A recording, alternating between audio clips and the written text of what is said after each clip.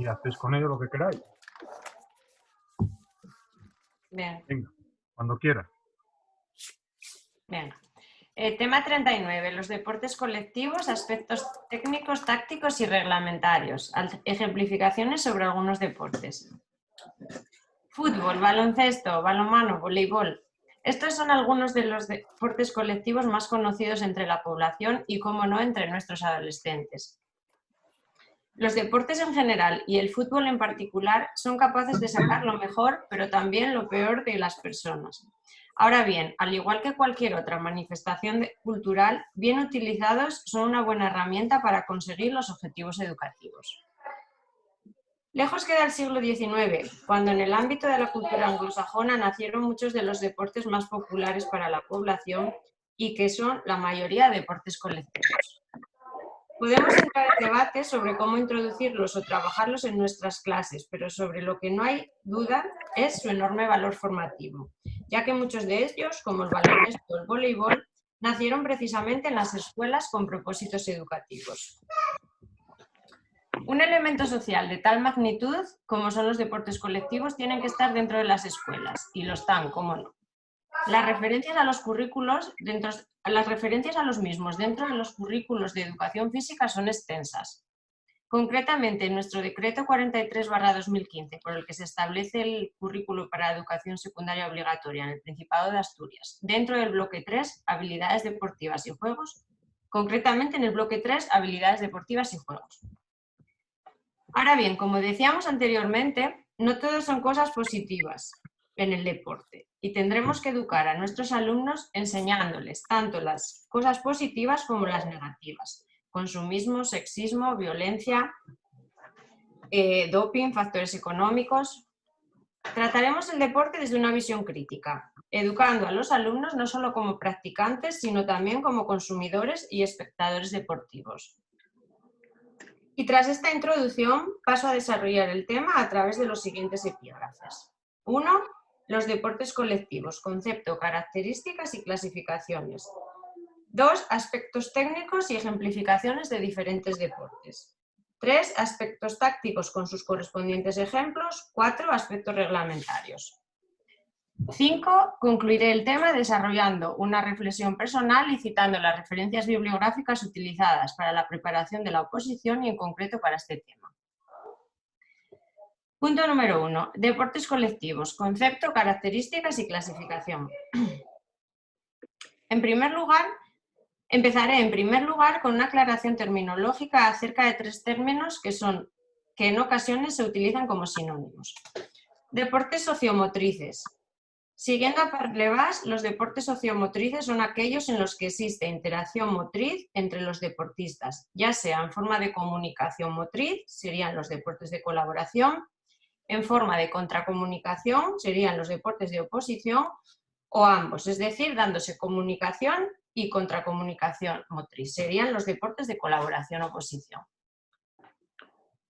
Deportes de equipo. Siguiendo a Hernández Moreno, son aquellos en los que varios deportistas trabajan en conjunto para conseguir un fin común. Deportes colectivos serían aquellos en los que se enfrentan 2 equipos dándose constantemente comunicación y contracomunicación motriz entre ellos. De estas definiciones se deduce que todos los deportes colectivos son sociomotrices y de equipo, pero no al revés. No todos los deportes sociomotrices son deportes colectivos, véase el atletismo. Ni todos los deportes de equipo son deportes colectivos, véase la gimnasia rítmica o la natación sincronizada. Una vez aclarado esto, podríamos definir los deportes colectivos como aquellos deportes sociomotrices que se desarrollan en un marco de incertidumbre producida por los compañeros del equipo y por los adversarios, y en ocasiones también por el terreno de juego, como sucede en deportes en el medio natural, como puede ser vóley playa o balonmano playa. A su vez, los deportes colectivos, siguiendo a Almond, se pueden agrupar en 3 categorías: deportes de invasión, deportes de cancha dividida y deportes de campo y bate. Definámoslos. Deportes de invasión. Son aquellos en los que se enfrentan 2 equipos en un mismo terreno de juego y consisten en llevar una bola, pelota o balón a la meta defendida por el equipo contrario evitando que estos hagan lo mismo en la nuestra. Son la mayoría de los deportes colectivos: fútbol, fútbol sala, baloncesto, balonmano, voleibol, floorball, rugby, callball. Deportes de cancha dividida. Dos equipos que se enfrentan y se colocan frente a frente en campos diferenciados y separados por una red, y consisten en lanzar un móvil al campo contrario de modo que caiga o muera en el otro campo, o sea difícil devolverlo. El ejemplo más representativo dentro de este grupo es el voleibol, pero también el juego de indiacas 6 contra 6. Y deportes de bate y campo. El equipo atacante envía el móvil al terreno de juego, intentando dejar la bola fuera de juego o que sea difícil su recepción por el equipo defensor, mientras el equipo atacante realiza un recorrido establecido pasando por unas bases. Béisbol, softball, pre-béisbol, béisbol pie. Una vez vistos los diferentes conceptos, podemos preguntarnos: ¿qué características tienen los deportes colectivos? Uno, los componentes de un equipo colaboran buscando conseguir el objetivo, que sería ganar el partido. 2, el equipo adversario que se opone y compite por el mismo objetivo. 3, existencia constante de comunicación y contracomunicación motriz. 4, exige muy buena forma física tanto a nivel de capacidades físicas básicas como cualidades motrices. 5, la táctica es la base sobre la que se sustenta la técnica. 6, especialización en los puestos de los jugadores. Por ejemplo, central, lateral, pívot, alero, líbero, recolocador. Y 7, importancia de los 3 mecanismos del aprendizaje, importancia equilibrada de los 3 mecanismos del aprendizaje motor: percepción, decisión y ejecución. Aunque siguiendo a Barbara Knapp son predominantemente perceptivos, debido a la gran cantidad de estímulos a los que hay que atender. Debido a este gran número de estímulos, se recomienda que los alumnos en unas primeras etapas adquieran un dominio básico y elemental de determinados gestos técnicos, para poder liberar la atención del mecanismo ejecutivo y centrarse así en la percepción de los estímulos. Esto tampoco quiere decir que debamos de centrar la iniciación deportiva en los institutos en el aprendizaje técnico, sino que dominen al menos básicamente aquellas técnicas imprescindibles para empezar a jugar. Por ejemplo, resultaría imposible empezar a jugar a balonmano o a baloncesto si los alumnos difícilmente controlan el pase y la recepción o el bote. Pasamos a la clasificación. Anteriormente ya hemos visto que los deportes colectivos se agrupan siguiendo a Almond en 3 grandes grupos: invasión, cancha dividida y bate y campo. Aún así, existen otras clasificaciones que atienden a diversos criterios. Por ejemplo, según la utilización o no de implementos, podemos diferenciar deportes con implemento como el floorball, hockey, cricket, lacrosse, intercross, béisbol; deportes sin implemento. Estos, a su vez, hay que diferenciar según la utilización del móvil: con la mano, baloncesto, balonmano, voleibol, callball; con el pie, fútbol, fútbol sala; y con la mano y con el pie, por ejemplo, el rugby. Según haya contacto o no entre los participantes. Deportes con contacto, la mayoría: fútbol, fútbol sala, baloncesto, balonmano, callball, archiquirol, go back. Sin contacto, vóley y béisbol. Según el tanteo, por goles, exige la asistencia a una portería: fútbol, fútbol sala, balonmano, callball, floorball. Por puntos, no hay portería, puede ser una canasta, como es el caso del baloncesto y el callball, el campo contrario en el caso del voleibol, o una línea, el rugby y el ultimate. Y por carrera, sería el caso del béisbol, que se trata de realizar cuantas más carreras mejor. Según se permitan cambios limitados o ilimitados, Esta clasificación la establece Matt Bellet atendiendo a las exigencias metabólicas de los deportes. Deportes con cambios ilimitados estarían el fútbol sala, baloncesto, balonmano, callball, vóley, floorball, hockey. Son deportes con menor número de jugadores en pista y muy intensos. Y deportes con cambios limitados como el fútbol 11, mayor número de jugadores y sus intervenciones no son tan intensas ni tan frecuentes. Según la duración de los partidos, Partidos a tiempo fijo, como el balonmano, por ejemplo, y el fútbol, 2 tiempos de 20 minutos, baloncesto, 4 cuartos de 15. O tiempo variable, como es el caso del voleibol y el béisbol. Otra clasificación importante de los deportes colectivos es la que tiene que ver con el ámbito educativo, y así diferenciamos los deportes colectivos en convencionales, los típicos, fútbol, baloncesto, balonmano, voleibol, alternativos, callball, dodgeball, duni, archiquirol, goba, baloncor, flag rugby, pinfubote, ringball, goalball, un largo etcétera. Y deportes recreativos, aquellos que podemos llevarlos a cabo en el medio natural, como es el ultimate, y todas aquellas modalidades de playa, como el vóley playa, balonmano playa o fútbol playa. Y no puedo finalizar el apartado de clasificación sin hacer referencia a los dominios de acción motriz. ¿Qué son los dominios de acción motriz? Siguiendo a Parlevas, un dominio de acción motriz es el campo en el cual todas las prácticas corporales que lo integran son consideradas homogéneas por cumplir una serie de características y requisitos determinados. En nuestro país, autores como Larranz y López Pastor establecen 6 categorías de dominios de acción motriz. Dominio de acción motriz 1. Situaciones motrices individuales sin incertidumbre en el medio y sin compañeros ni adversarios. Dominio de acción motriz 2. Situaciones motrices de oposición 1 contra 1. Dominio de acción motriz 3. Situaciones motrices de colaboración.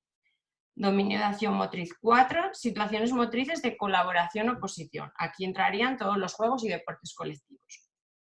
Dominio de acción motriz 5. Situaciones motrices con incertidumbre en el medio. Y dominio de acción motriz 6. Situaciones motrices de índole artístico-expresiva y rítmico-expresiva. A día de hoy, esta es la clasificación más actualizada y a partir de la cual vienen redactados tanto el Real Decreto 1105 como los decretos autonómicos. En concreto, en nuestro Decreto 43/2015 podemos leer cómo el criterio de evaluación 3 dice textualmente: resolver situaciones motrices de oposición, colaboración o colaboración-oposición utilizando las estrategias más adecuadas en función de los estímulos presentes. Lo más llamativo de esta clasificación es que se habla de situaciones motrices y no de deportes propiamente dichos. Paso al siguiente apartado, aspectos técnicos y ejemplificaciones.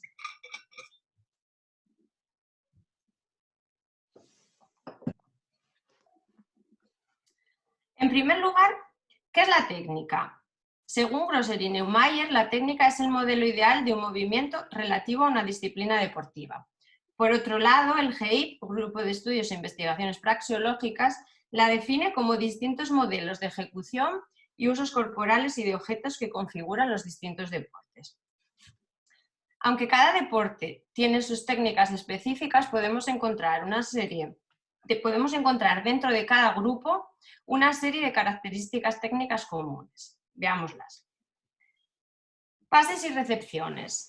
Constituyen la comunicación motriz entre los compañeros de un equipo. Su dificultad aumenta en función de la distancia y de la presencia o no de adversarios. Requieren de coordinación dinámica general, coordinación oculomanual, como es el caso del baloncesto y el balonmano, y coordinación oculopédica, como es el caso del fútbol sala. Gran capacidad de percepción espaciotemporal para saber dónde colocarme para recibir el pase y de coordinación inter e intramuscular para una fluidez de la cadena cinética. Desplazamientos. Son fundamentales en los deportes de invasión. Los desplazamientos pueden tener diferentes orientaciones. Pueden ser de velocidad para realizar un contraataque o para llegar a un balón difícil o para cortar un pase, pero también pueden tener una orientación táctica para abrir líneas de pase, ocupar huecos, marcar, desmarcarse. Los desplazamientos pueden ser con balón o sin balón. Si hablamos de desplazamientos con balón, hablamos de conducciones, que es otro gesto técnico esencial.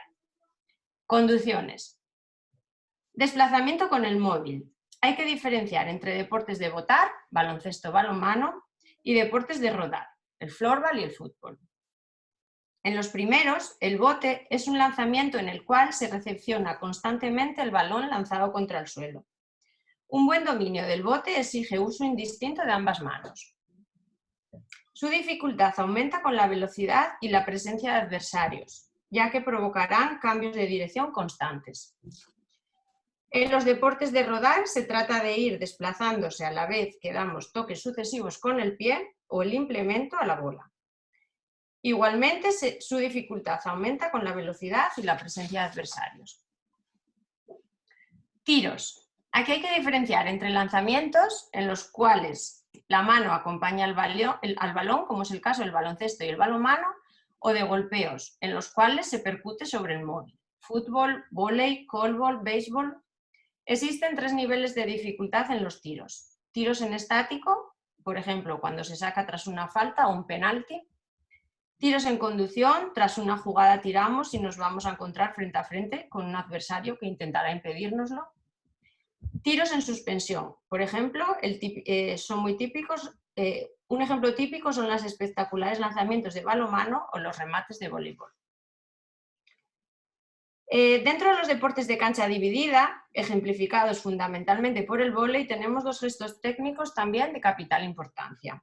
Los saques, que se pueden realizar desde abajo y en estático, son más fáciles y son los que se usan en iniciación, o los saques por arriba, saque de tenis y en salto. Su dificultad, saques por arriba y en salto, sería el saque de tenis. Su dificultad aumenta, aunque en cursos superiores te lo demandan. Y las caídas, que es un gesto técnico fundamental necesario para realizar una buena defensa y llegar a los balones difíciles. En el resto de deportes no se suele dar este gesto.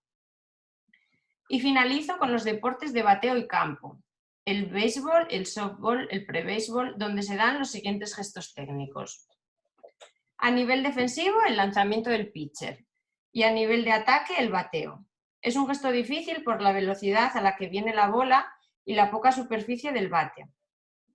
Hay que destacar que en los cursos inferiores, debido a esta dificultad, recurrimos al béisbol pie, donde con las mismas reglas que en el béisbol, en vez de batear, utilizamos un balón y golpeamos con el pie. Y finalizo este apartado técnico destacando que a nivel educativo, como bien he dicho anteriormente, no abusaremos de la técnica. No buscamos rendimiento técnico ni virtuosismo, pero sí que los alumnos vayan dominando progresivamente los gestos y de ese modo también se vea facilitado el juego real.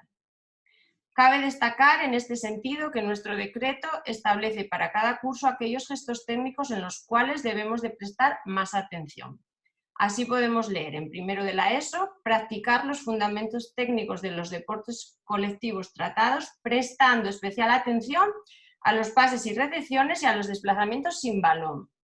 En segundo de la ESO, especial atención a los desplazamientos con o sin balón y a las conducciones. Y en tercero de la ESO, especial atención a los tiros y a las transiciones. Paso al siguiente apartado, punto número 3, aspectos tácticos y ejemplificaciones. Dentro de los deportes colectivos, la táctica es el aspecto característico en comparación con los deportes individuales y de adversario. Hay que diferenciar entre tácticas individuales, que sería la intervención del razonamiento a la hora de elegir los recursos técnicos más adecuados, y entre la táctica colectiva, que sería la organización del equipo para conseguir un objetivo común. Veamos los aspectos tácticos comunes dentro de los deportes de invasión, tomando como referencia a Claude Bayer y su taxonomía de intenciones tácticas. En primer lugar, hay que diferenciar entre tácticas defensivas y tácticas ofensivas. Empecemos por la táctica defensiva. Fases: pérdida del balón, balance defensivo, organización defensiva y defensa en sistema. Principios u objetivos que pretendemos cuando estamos en defensa: recuperar el balón, obstaculizar el avance del adversario. 1. Recuperar el balón. 2. Obstaculizar el avance del adversario. 3. Defender nuestra meta: canasta, portería o palos. Todas las acciones tácticas defensivas giran en torno al marcaje. Podemos marcar al atacante con balón o al atacante sin balón. En el primer caso, atacante con balón, se trataría de disuadirle, obstaculizarle el avance, robarle el balón, evitar que lance, bloquearle. Y en el caso de marcar a un atacante sin balón, hay que tener en cuenta 3 aspectos. 1. No perder de vista al atacante con balón. 2. Vigilar siempre nuestra meta. Y 3, defender a ese atacante sin balón. Tener en cuenta estos 3 aspectos es lo que se conoce como triángulo defensivo. Muy importante, y hacer ver a los alumnos la importancia de la defensa al atacante sin balón. Dentro de la defensa también hay que hablar de defensa en zona, en la que cada jugador defiende una zona determinada del terreno de juego, y defensa individual, donde cada jugador defiende a un adversario determinado. Pasamos a la táctica ofensiva. Fases. Robo del balón, contraataque, organización del ataque, ataque en sistema. ¿Qué principios u objetivos buscamos en el ataque? 1. Conservar el balón. 2. Progresar hacia la meta contraria. 3. Conseguir el objetivo, mediante goles o canastas o puntos. Si en defensa las acciones giran en torno al marcaje, en ataque las acciones giran en torno al desmarcaje. El jugador sin balón se desmarcará para ocupar huecos, buscar el pase, abrir líneas de pase, y el jugador con balón se desmarcará buscando progresar y avanzar hacia la meta contraria, para pasar a un compañero mejor colocado o para tirar a portería a la meta directamente. 4. Aspectos reglamentarios. Aunque cada deporte colectivo tiene su reglamento claramente diferenciado, podemos establecer 2 grandes apartados en los que se divide todo el reglamento. Por un lado, los aspectos que determinan la estructura formal del juego, y recoge aspectos como las modalidades o las categorías, por ejemplo, en fútbol, fútbol sala, fútbol playa, el terreno de juego, sus medidas, el pavimento, balonmano y fútbol sala, por ejemplo, pistas de 20 por 40, en vóley 9 por 18. Características del material. Un ejemplo claro, en kimball, una pelota de 1,22 de diámetro, y en balonmano mucho más pequeñas. Características del implemento, del bate de béisbol, de los palos de lacrosse, de floorball, de hockey. La indumentaria, un ejemplo, el líbero en voleibol, que lleva un color diferente. Por otro lado, estarían los aspectos que determinan la acción del juego. Acciones prohibidas y sus penalizaciones, tipos de faltas, consecuencias. Por ejemplo, una falta dentro del área sería penalti. Las limitaciones técnicas. Explicación de los dobles de balonmano y de baloncesto, retención en vóley. Puntuación de los tanteos. Hay deportes en los que todos los tantos valen lo mismo, como es el caso del balonmano o el fútbol, pero otros no, como el baloncesto. Un triple vale 3, un tiro libre vale 1. Forma de relacionarse con los compañeros, forma de relacionarse con el espacio. Balonmano, prohibido pisar el área. En baloncesto, prohibido campo atrás. En rugby, no pasar hacia adelante. Duración de los partidos. Balonmano y fútbol sala, 2 tiempos de 20. Baloncesto, 4 cuartos de 15. En kimball, 3 partes de 10, etc. A nivel educativo, es importante que los alumnos conozcan el reglamento del deporte colectivo que estamos trabajando, pero solo aquello que sea imprescindible para poder jugar. No debemos abusar dándoles demasiada información reglamentaria, ya que nuestro objetivo no es el deporte de competición. A su vez, se lo iremos ofreciendo a medida que vaya resultando necesario para nuestras clases. También es importante que sepan que se pueden modificar los aspectos formales para adaptarlo a nuestros recursos escolares, a las características de los alumnos y sobre todo para facilitar la progresión. Y sin más, finalizo con una conclusión. Conclusión.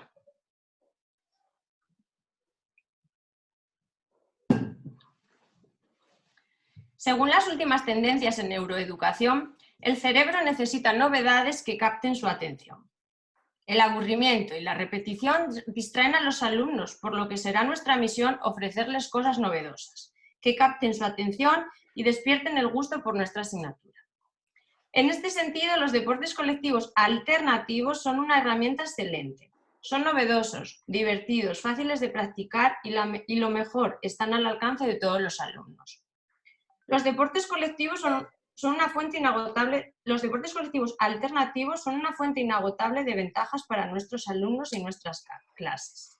Callball, go-bag, pinfubote, dodgeball, archiquirol, flag rugby, goalball, dunny, talkball, baloncourt y un largo etcétera. La lista es interminable. Sus ventajas: reglas sencillas que además se pueden modificar fácilmente en función de nuestros recursos y las características de nuestros alumnos, técnicas fáciles de aprender que les permiten jugar en situación real desde el primer momento, nivel inicial más homogéneo debido a que es novedoso para la mayoría de los alumnos. Se minimizan las diferencias diferencias de práctica entre chicos y chicas, aumento de la diversión, aumento del tiempo de práctica y por consiguiente aumento de la competencia motriz. Bajo mi punto de vista, debemos de introducir cada vez más estos deportes en nuestras clases, ya que son una fuente inagotable de ventajas para nuestros alumnos. La bibliografía utilizada para la preparación de la oposición, entre otras, ha sido las siguientes obras. Joan Baello, Cómo dar clase a los que no quieren, editorial Graó, 2011. Irene Pellicer, Neuroeducación, editorial INDE, 2011. Irene Pellicer, Educación Física Emocional, INDE, 2015. López Pastor, Educación Física y Dominios de Acción Motriz, 2019. López Pastor, Cómo programar en Educación Física, 2017. Jorge Parra, Ideas prácticas, útiles y creativas para la educación física, editorial Pilateleña, 2015. Dariel Sidentop, Aprender a enseñar la educación física, INDE, 1998. Y de forma específica para este tema, Domingo Blázquez, Iniciación deportiva y deporte escolar, INDE, 1995. Hernández Moreno, Enseñanza deportiva desde su estructura y su dinámica, 2001. Pierre Parlevas, Léxico de Praxeología Motriz, 2001. Carlos Álvarez de Villar, La preparación física del fútbol basada en el atletismo, 1986. Y Antonio Méndez, Los juegos modificados con intención táctica para el aprendizaje de los deportes de invasión, revista digital EF Deportes, 1997. Y fin. Muy bien. Y fue muy rápido, ¿eh? ¿Cuánto tardaste? 27. Pero me estaba notando muy embalada.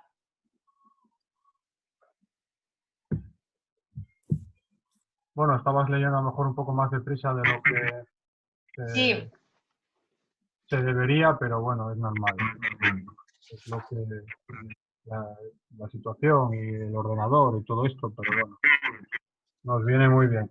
Es muy difícil ponerte peros y decirte más cosas con todo lo que contaste, pero bueno, voy a aprovechar para comentar algunas cosas más. Yo sé mis errores, ¿eh? Que hay alguno.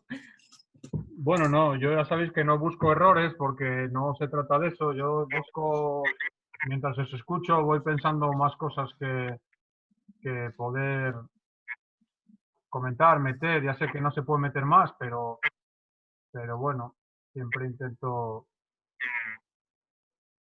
aportar alguna cosa más para actualizar el tema y para, yo qué sé, por si en algún momento lo queréis meter. A mí en este tema, ya sé que quizás sea más en el 40, es el de deporte colectivo en el sistema educativo, Currículo. en el currículo. A mí en este tema, tanto quizá en la introducción o en la conclusión o en algún momento, me interesa mucho la diferencia entre deporte y educación física. Sí que comentaste cosas, pero para mí es muy importante. En la reunión que hago a inicio de curso, tanto con alumnos como con familia, como con las familias, una de las diapositivas se centra en este aspecto. Creo que tenemos muchos problemas en la educación física porque aún hoy mucha gente, muchos alumnos, muchas alumnas y sus familias no entienden la diferencia entre lo que pretendemos, lo que hacemos y cómo trabajamos en educación física y lo que pasa por la tarde en horario extraescolar y con el planteamiento competitivo, deportivo. Entonces, es una cosa que yo siempre les explico y que intento tener presente en el currículum oculto en mis clases.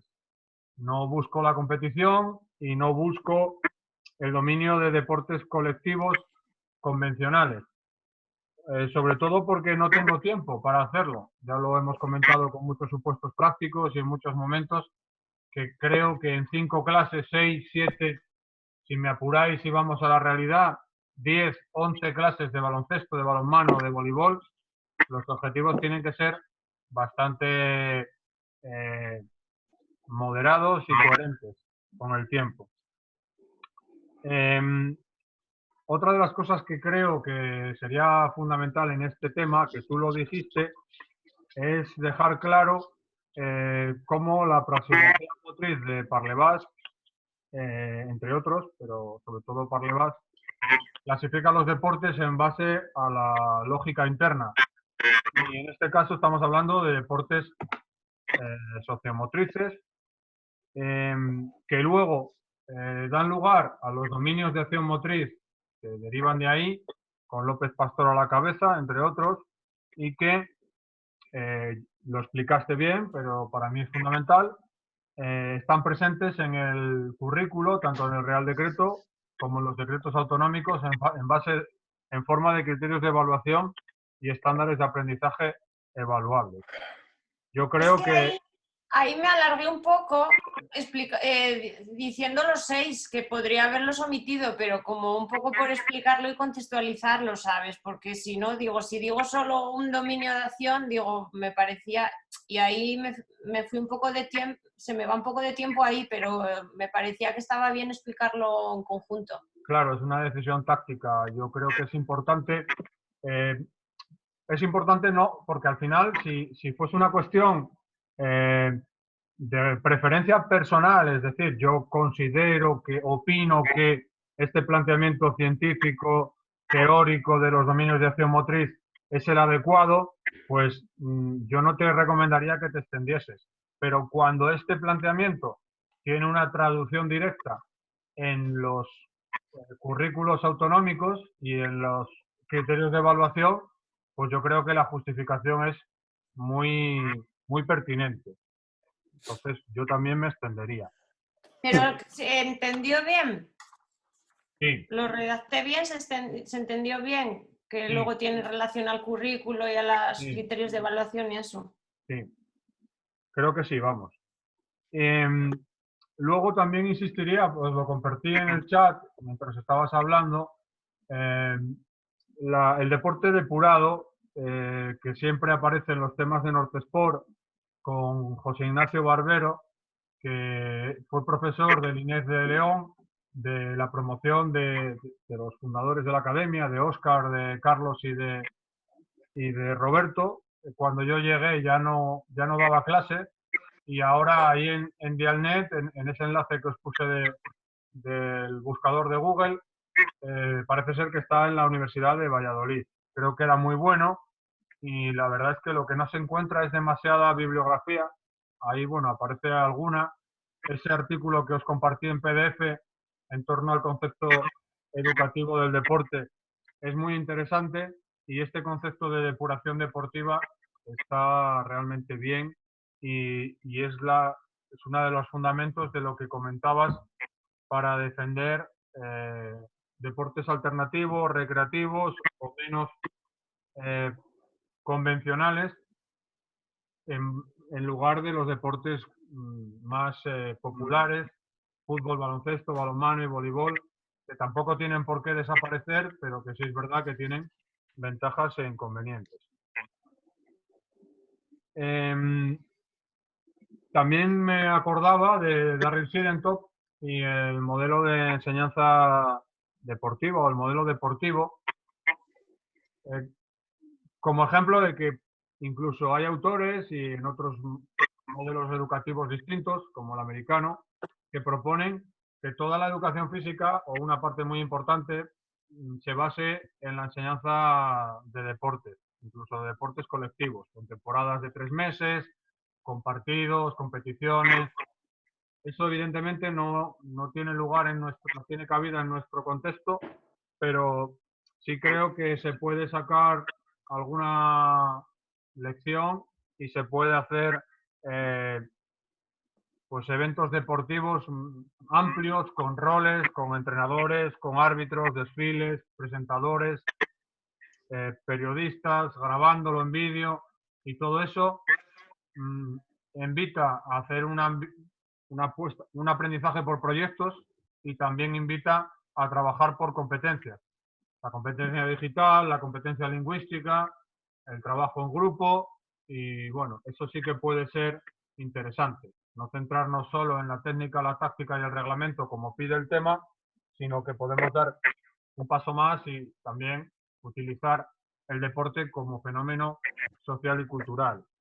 Incluso ahí podríamos hablar de que algunos indicadores, algunos estándares de aprendizaje de algunas comunidades autónomas, Asturias seguro, que es donde se presenta Patricia, piden el análisis crítico del deporte. Entonces, podríamos también mencionar el análisis que ya hacía Cajigal en O Deporte, Anatomía de un Gigante, de cómo el fútbol en nuestro país está tomando las dimensiones que está tomando y mueve tanto el dinero como el poder político, social y cultural que mueve en la actualidad. Y por último, dentro de estas aportaciones que llevaba yo en mi preparación, hay una publicación del CSD que utilizaba yo por aquel entonces, que se titula El deporte español ante el reto del siglo XXI. Lo estuve buscando mientras hablaba, pero yo lo pedía al CSD directamente y me lo pasaron. Tenéis ahí una referencia y destaqué bastantes ideas, la verdad, pero una de las más importantes, lo que más me llamaba la atención y yo usaba en los temas de este tipo de deportes, en la introducción o la conclusión, es que el propio CSD ya en aquellos momentos, después de Barcelona 92 y justo al inicio del siglo, decía que la sociedad española tenía que pasar de una sociedad de espectadores y consumidores deportivos a una de practicantes. Y a 20 años después, 30 casi desde los Juegos Olímpicos de Barcelona, seguimos prácticamente en la misma situación, viendo mucho deporte, consumiendo muchos artículos deportivos y con una población bastante sedentaria y bastante poco participativa en el ámbito deportivo. Yo solo te pillé un error, creo, que fue que dijiste en algún momento, creo que te entendí, que dijiste que había 2 tiempos de 20 minutos en fútbol y baloncesto. Balonmano y fútbol. No, igual dije baloncesto 4. Lo que dijo en baloncesto fue 4 tiempos de 15 minutos. Que hay, 4. Fíjate, yo estaba tal y me llamó la atención porque, bueno... No son 4 cuartos. 4 cuartos, sí, pero... De 10. De 10 minutos. De 10. ¡Ah, de 10! ¡Vale! Tengo de 15. O pilles a un forofo del baloncesto, te crucifica. Vale, no, pues eso lo tengo que corregir porque ya sabéis que yo baloncesto... Yo te entendí mal, entendí 20 minutos fútbol y baloncesto, 2 de 20. Bueno, puede ser que haya dicho baloncesto, porque como pongo BC, BM, puede ser que haya dicho baloncesto, no, eso lo tengo claro, balonmano. Pero lo de baloncesto sí que dije ¿Y 4 fútbol, por 20 minutos 15. fútbol, dijiste o no? ¿Fútbol sala? Ah, ¿O son claro, 30? pero creo que dijiste fútbol. Fútbol sala. Y el fútbol sala no son 20, ¿no? Son 30. Son 30. Ahora que lo Bueno, pienso revísalo también. eso, porque al final Sí. No Sí, tienes sí. por qué decir esos errores. Realmente no tendrías ni por qué decirlo, pero bueno, con citar algunos ejemplos podrías pasar de sobra, vamos. No sé, ¿alguna cosa más se os Una ocurre? pregunta. Sí, a mí me llama un poco la atención si es correcto que, por ejemplo, el currículo que hay para la Comunidad de Madrid, tú ves los contenidos y lo que habla son deportes tradicionales.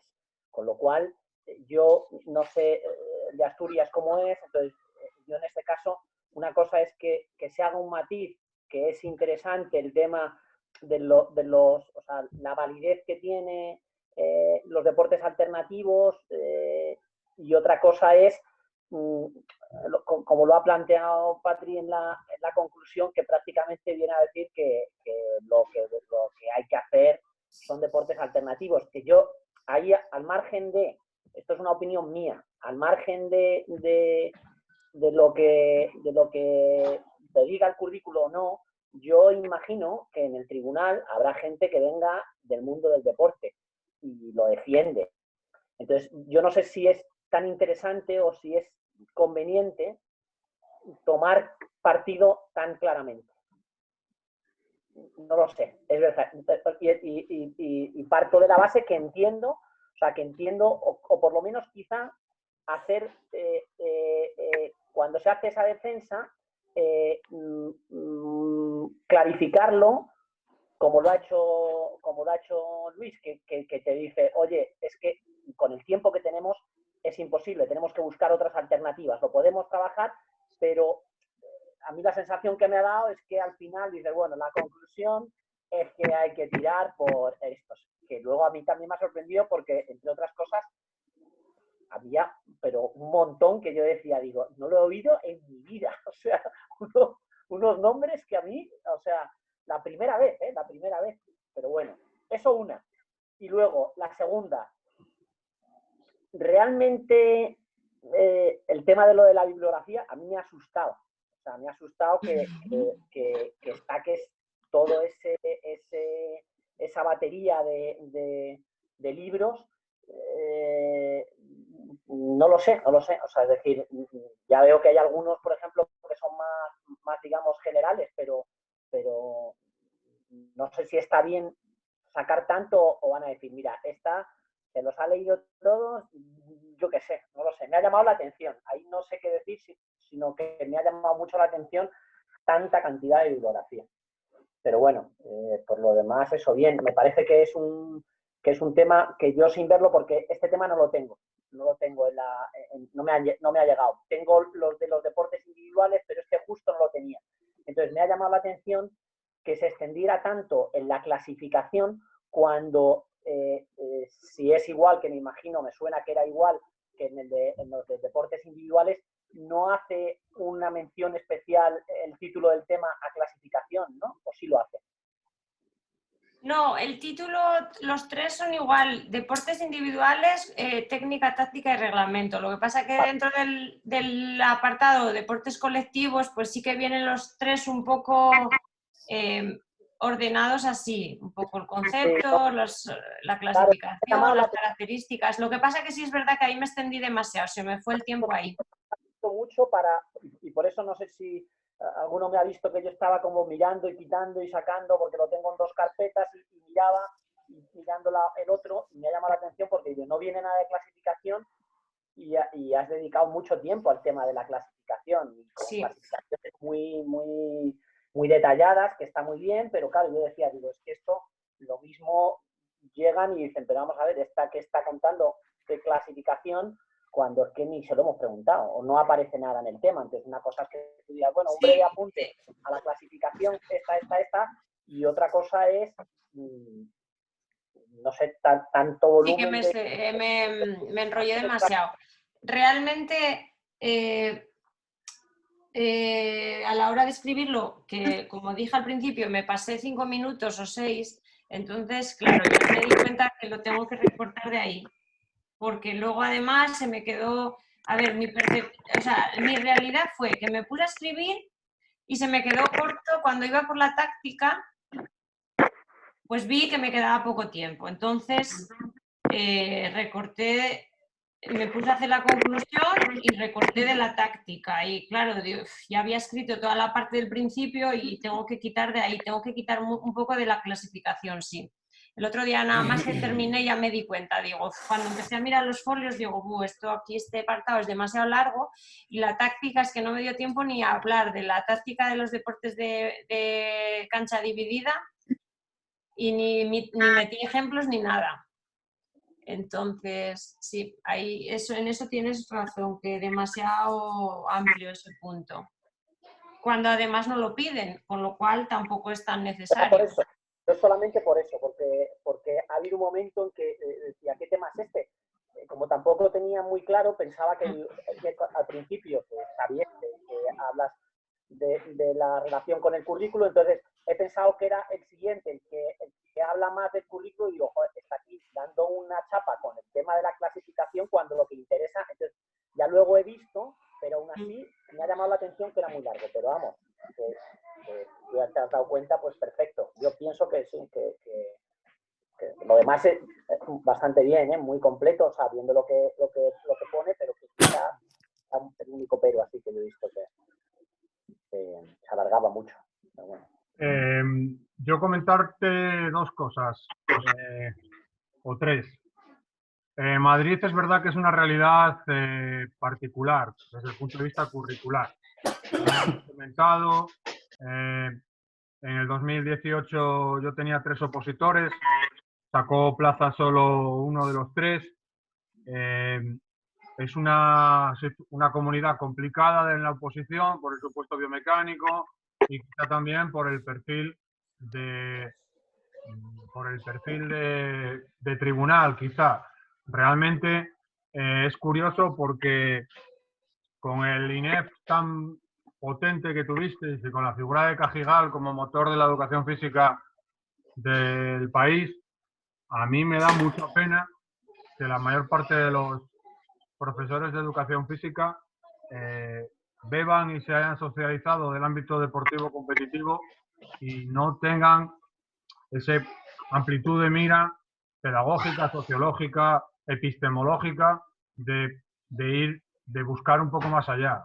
Es verdad que sigue habiendo todavía muchos profes muy tradicionales, pero yo en Asturias trabajé con Gerardo Ruiz, por ejemplo, que está citado en los libros de los temas de condición física y los de juegos tradicionales, que fue de las primeras promociones del INEF de Madrid y no tenía esa perspectiva. Sí, es verdad que la expresión corporal no la incluía en su trabajo y bueno, hay que entender históricamente de dónde venimos. Pero aún así, yo creo que la cosa está evolucionando. Y sí, Asturias es evidente que está la gente ya en otra tesitura.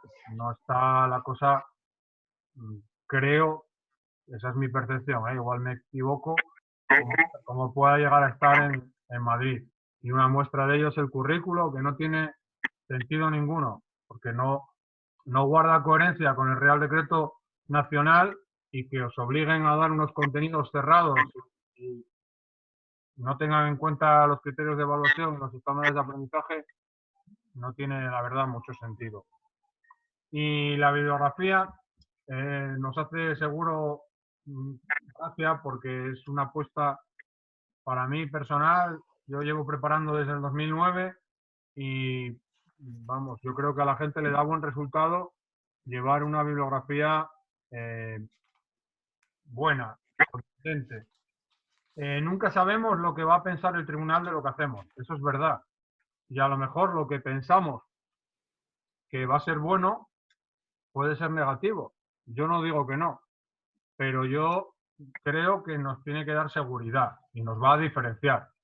Y ahora cada uno que elija sus armas. No digo que sean esas las únicas para sacar la plaza. Evidentemente a mí me ayudó a sacar la plaza. Estoy convencido de ello. Pero a lo mejor a otro pues le sale mal la jugada y no le gusta el planteamiento de una bibliografía amplia o de una bibliografía, no sé, de distinto tipo, que no sea solo centrado en el ámbito deportivo, no sé. Eso ya son decisiones tácticas importantes en la oposición y no puede nadie deciros, no, es que haz esto porque esta es la clave del éxito. Ojalá supiese cuál es la clave del éxito. Yo os doy mi opinión y os comento lo que a mí me funcionó y lo que a mí me gusta. Luego ya, si os gusta a vosotros, lo incorporáis. Y si no os gusta, pues lo modificáis. Es importante personalizar los temas. Lo vemos con este, por ejemplo, y en tu caso con Madrid. Y es importante personalizar el discurso y buscar puntos fuertes, puntos débiles y equilibrarlos. empecé por la bibliografía, ¿eh? Para que no se me quedase. Es que esto ya lo llevamos hablando varias veces, lo de la bibliografía, por eso que al decirlo como que nos sonreímos. Era que era mucha, o sea, no que tal, sino que, yo qué sé, que digas, ¿esta tía se ha leído todo esto? ¿Sabes? O sea, leer no, pero manejar sí, claro, era lo que hablábamos. No, sí, Los primeros sí, manejarlos sí. Son todos bibliografía que está a la orden del día, o sea, es decir, yo cierto que ya son pues las terceras oposiciones que me voy, la tercera vez que me presento y ya a mí me parece una cosa como muy habitual, ¿no? Eso, que me llamaba la atención, digo, no sé si les va a molar o no les va a molar. Pero yo creo Mira, yo lo que sí que tengo claro es que va a diferenciar, porque al final, después de 10 años, y yo qué sé, ponte 150 opositores, por lo menos, hay muy pocos que al final dicen mucha bibliografía. La tendencia es a ser bastante rácano en libros y autores. A mí eso no me gusta, me da la sensación de todo lo contrario que tú dices, de estar 9 meses preparando una oposición y al final, para un tema, citar el Real Decreto, el Decreto de Currículo, el BOE, el BOPA y... ¿Que se me olvidó? Ya, Ahora que lo pienso. Ya, pero bueno, a mí eso me parece menos importante y dos libros. Yo, mi opinión personal es que yo llevo opositando ya, por lo menos estas van a ser las quintas, y siempre dejaba la bibliografía, lo que se me ocurra. Y a la carrera siempre, la conclusión y la bibliografía, siempre. Los últimos 5 minutos, lo primero que se te viene a la cabeza. Y entonces, nunca me dio buen resultado, a la vista está. No, en general, ¿no?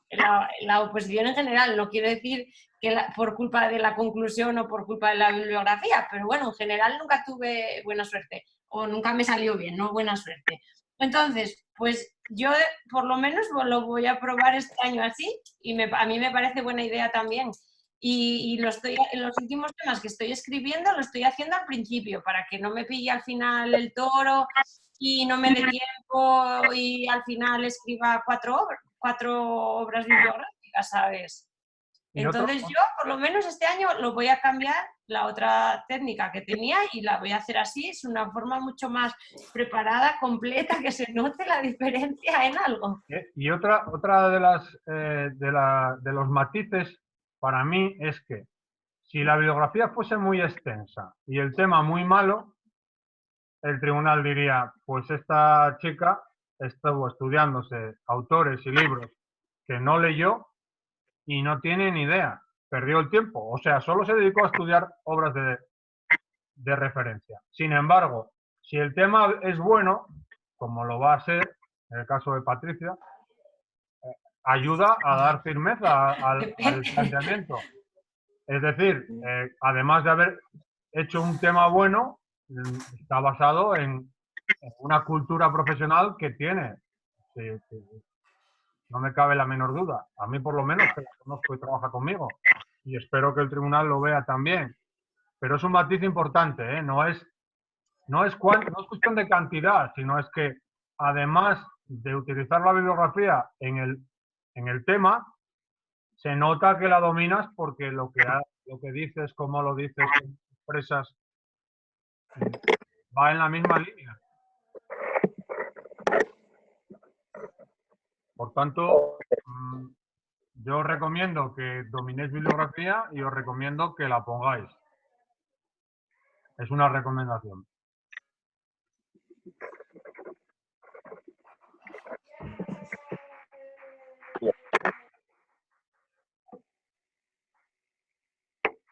Oye, ahora sí. Luis, No. ahora sí me abriste el micro, ¿no? Sí, sí. Yo te lo quité y te lo pongo porque si no se oían por ahí ruidos, no sabía quién era. Entonces, aquí hay esta opción. A mí me llamó la atención porque mi maestría era del fútbol y entonces Álvarez del Villar era una referencia un poco en la preparación física en el fútbol. Casualidad tuvo ahí el lapsus y dijo que era de 1800. No, No, por el... pero corregí. No, digo por eso. Digo que reforzó mi idea. No, que estaba leyendo hoy la convocatoria y en el apartado del tema, en las referencias, dice referencias bibliográficas adecuadas y actualizadas. Y pone, e históricas, entre paréntesis, si procede.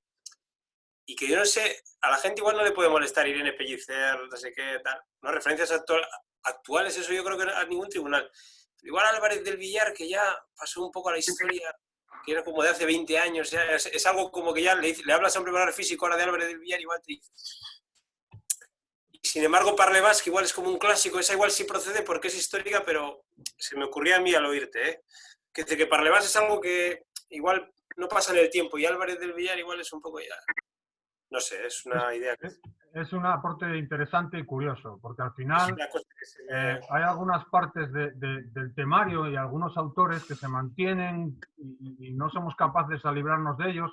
Estoy pensando en Musca Moston y Delgado Noguera y esas clasificaciones insufribles de estilo, estrategia, método, estrategia y estilo.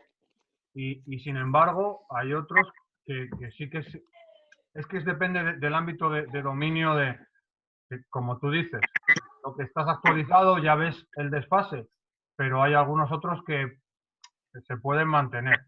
Yo creo que en el temario de la academia, aunque haya actualizaciones y se metan autores nuevos y cosas nuevas, hay gente que se mantiene. Y bueno, en este caso... Son obras un poco clásicas, ¿no? Álvarez del Villar con la preparación del fútbol es una obra muy clásica, Jolines. Muy. Tanto para la condición física, bueno, pienso, demasiado, pero sí.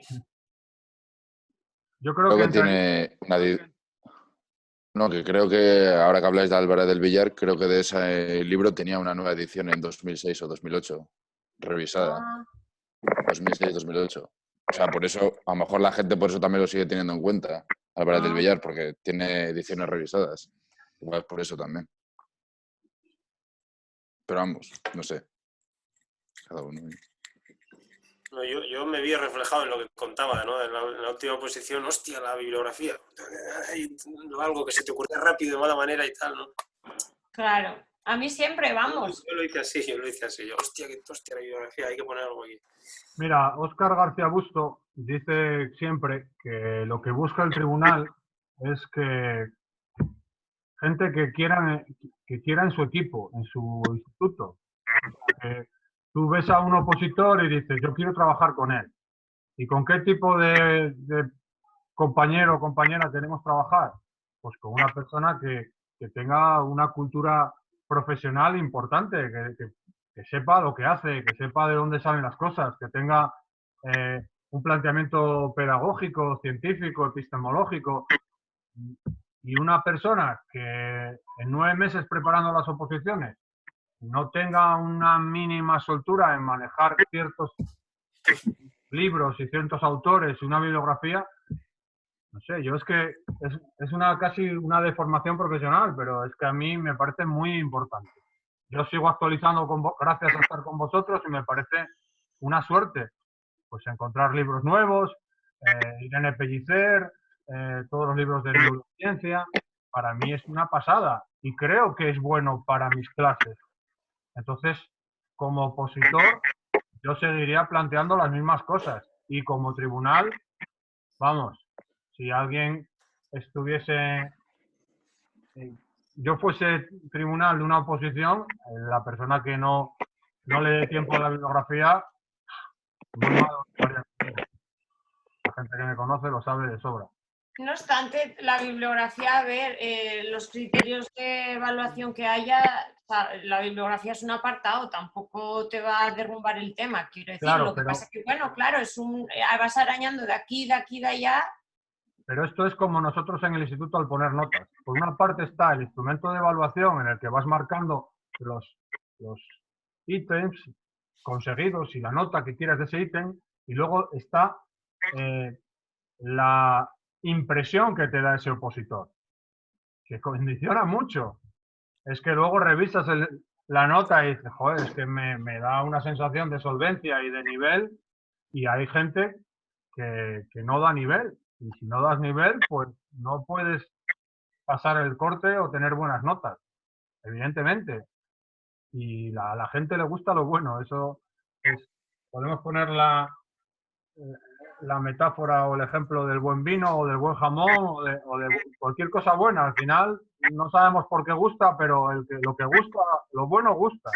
Y en este caso, para un profesional, las referencias, la fundamentación científica y también la práctica, evidentemente. Eso es importante. Yo lo veo así.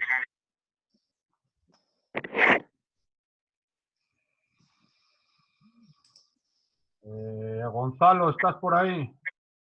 Sí, ¿Tienes el tema para echarle un vistazo también? sí, lo único eso, que me quedaba preparar la conclusión y que te quería preguntar por qué bibliografía meter, porque tenía miedo de compartir mucha con la de resistencia, pero bueno, no sé si... Lo vemos, no te preocupes. Sí, Vale, sí. pues si quieres empiezo, si queréis. Sí, sí. Vale. Tema 21, el sistema cardiorrespiratorio, estructura y funciones, características particulares del periodo evolutivo correspondiente a la etapa, consideraciones a tener presentes en la clase de educación física. El presente tema, al igual que otros en el presente temario, sienta las bases teóricas para el desarrollo de su posterior aplicación en el aula. Basándonos en la taxonomía de Bloom, cuyas etapas son reconocer para entender, entender para aplicar, analizar los resultados y evaluarlos, y finalmente crear. Este tema constituiría la pirámide, la base de la pirámide, o sería la primera de las fases. Hemos de conocer y entender cómo funciona una máquina que es nuestro cuerpo, para luego saber utilizarla y mejorarla. Desde esta perspectiva, se abren dos dimensiones en el proceso de enseñanza-aprendizaje, la del docente y la del alumno. Para el docente, significa integrar estos conocimientos aunando pedagogía y ciencia, ya que cuando estos componentes se unifican, conseguimos un resultado óptimo. Para el alumno, significaría dotarles del conocimiento necesario para saber cómo funciona su cuerpo y así poder mejorarlo. En el marco de las competencias clave, presentes en la ley actual de educación, esto otorgaría un gran peso a la competencia en sentido de iniciativa, espíritu emprendedor, así como a otra de las competencias clave, aprender a aprender, ya que estaríamos sentando las bases de un aprendizaje permanente. Sin embargo, aún pesa el sentimiento de demonizar los contenidos teóricos en nuestras clases, debido a la poca carga lectiva que poseemos. Debemos darle una vuelta a este error de concepto que a veces cometemos, ya que otorgando a los alumnos estos conocimientos se pueden sentar las bases no solo de un aprendizaje permanente, sino de un aprendizaje significativo, algo que tengan presente durante toda la vida, en lugar de convertirlos en meros reproductores. Por tanto, para finalizar esta breve introducción, me gustaría señalar varias conclusiones. No se puede amar aquello que no se conoce. No se puede respetar el cuerpo sin saber cómo funciona. Y no se puede acceder a una dimensión activa del proceso cognitivo y creativo sin pasar por una dimensión de conocimiento previamente. Otro de los aspectos que me gustaría señalar y en el que los docentes tenemos un gran peso en evitar que suceda es formarles para que aprendan a desenmascarar mitos que circulan por los gimnasios y centros deportivos como los siguientes. Solo el trabajo de cardio te ayuda a bajar peso, cuando la realidad es que integrando ejercicios de fuerza e hipertrofia, el metabolismo basal se acelera gracias al aumento de masa muscular. Por tanto, una combinación óptima entre los dos daría los mejores resultados. Hay que hacer cardio con el estómago vacío para quemar más grasa. Esto, además de falso, es peligroso, ya que aumenta el riesgo de hipoglucemia si el cuerpo no rinde de la misma manera. Antes de pasar a los aspectos teóricos del tema, me gustaría situarlo dentro del Real Decreto 1105/14 del currículo base de secundaria. Vemos su peso en dos criterios completos en sus respectivos estándares. 4 dentro de los puntos 4.1, 4.2, 4.3 y 4.4, y en el 5 en el 5.1, 5.2 y 5.3. A continuación paso a desarrollar el sistema cardiovascular. Es un circuito cerrado compuesto por el corazón, los vasos sanguíneos y la sangre. El corazón se encarga del impulso del flujo sanguíneo y está situado dentro de la cavidad torácica. Su tamaño es algo menor al de un puño. Está constituido por un músculo que presenta muchas características del estriado, como el acoplamiento, excitación, contracción, pero también presenta muchas características del tejido liso. Al conjunto del músculo cardíaco se le llama miocardio, donde podemos distinguir 3 tipos: auricular, ventricular y tejido de conducción, formado por células especializadas en iniciar el estímulo y en transmitirlo, consiguiendo una contracción auricular y ventricular coordinada y efectiva. Está dividido en 4 cavidades, 2 aurículas superiores y 2 ventrículos inferiores. Las cavidades derechas se encargan de la circulación pulmonar, mientras que las de la izquierda se encargan de la circulación periférica. Las aurículas y los ventrículos están comunicados a través de los agujeros auriculoventriculares, que se abren y se cierran por el sistema valvular auriculoventricular. La válvula tricúspide separa la aurícula derecha del ventrículo derecho y la mitral entre la aurícula y el ventrículo izquierdo. A la salida de los ventrículos, la sangre se encuentra con el sistema valvular sigmoideo, que impide que la sangre vuelva al ventrículo. En el caso del lado derecho, abriendo la válvula pulmonar, y en el lado izquierdo, abriendo y cerrando la válvula aórtica. Los estímulos se generan de forma periódica y rítmica en el nódulo sinusal. La sucesión de acontecimientos se traduce en el llenado y vaciado de las cavidades cardíacas conocidas respectivamente como diástole y sístole. En control nervioso del corazón depende del sistema parasimpático, que deprime la acción del mismo, enlenteciendo su frecuencia y debilitando su fuerza, y del simpático, que al contrario acelera su latido, incrementa su fuerza de contracción gracias a la adrenalina. Los vasos sanguíneos. Encontramos 3 tipos: arterias, venas y capilares. Las arterias contienen la pared más gruesa, que consta de 3 capas. La del medio está formada por músculo liso, para aumentar o disminuir su tamaño en función de las necesidades. Su elasticidad atenúa los cambios de presión entre los procesos de sístole y de diástole. Estas grandes arterias se van dividiendo hasta llegar a las arteriolas, que conducen la sangre a los órganos gracias a su presión elevada. Las venas contienen las mismas capas que las arterias, pero en este caso mucho más finas, ya que llevan la sangre a baja presión de vuelta al corazón. A lo largo de su recorrido, las venas poseen válvulas en forma de nido de golondrina que impiden el retroceso de la sangre. Los capilares son los vasos más finos y su pared está formada solo por una capa de células endoteliales que carecen de músculo.